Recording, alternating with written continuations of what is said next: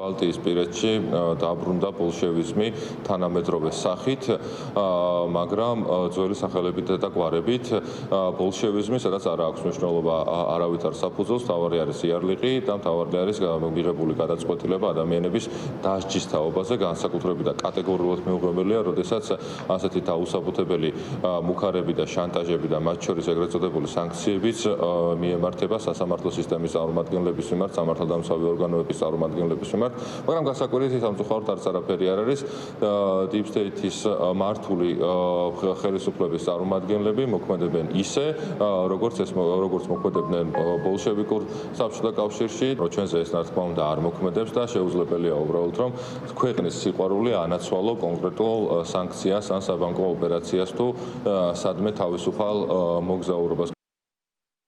Lietuvām ნახეთ რომ გააფართოვა სანქციებულ პირთა სია, რომელიც აღარ ეხება მხოლოდ პოლიტიკურ მაღალჩინოსნებს, არამედ უკვე შეიცავს მოსამართლეებს, ანტიკორუფციული ბიუროს წარმომადგენლებს და სხვადასხვა წრეებს. მინდა ყველა ცრუ მოწმემ, პოლიციის თითოეულმა ოფიცერმა, რეჟიმის პროპაგანდისტებმა და ყველა იმ პირმა, რომელიც ნებსით თუ უნებლიეთ თანაზიარია იმ ბოროტმოქმედების, რომელსაც ჩადის ქართული ოცნების თვითმფარქვია რეჟიმი, ერთხელ და სამუდამოდ გაიაზროს, რომ მათი ხელები და მათი საქმეები ცნობილია დასავლური სახელმწიფოებისთვის. შესაბამისად, ისინი იქნებიან იზოლირებული ცივილიზებული სამყაროსგან და მოუწევთ ქართულ ოცნებასთან ერთად ჩინეთის, ვენესუელას, ირანის და ნაურუს ამარადარჩენა.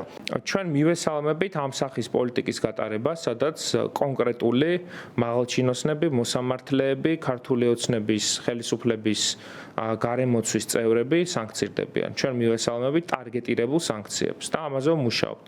დარწმუნებულები ვართ, რომ ევროკავშირის კიდევ არაერთი სახელმწიფო მიბაძავს ჩვენს პარტნიორებს, რომლებიც ტარგეტირებულ სანქციებს უწესებენ ბიძინა ივანიშვილის ხელისუფლების ჭანჭიკებს. თითოეული ახალი სასანქციო პაკეტი, რა თქმა უნდა, აბსოლუტურად რელევანტურია იმ ქმედებებთან მიმართებაში, რასაც ახორციელებს რეჟიმი და მისი მომსახურე პერსონალი. ეს იქნება ნებისმიერი სახელისუფლებო აღმასრულებელი, საკანონმდებლო თუ სასამართლო, რომელიც განსაკუთრებული აგრესიით გამოირჩევა ბოლო პერიოდში და ბუნებრივია.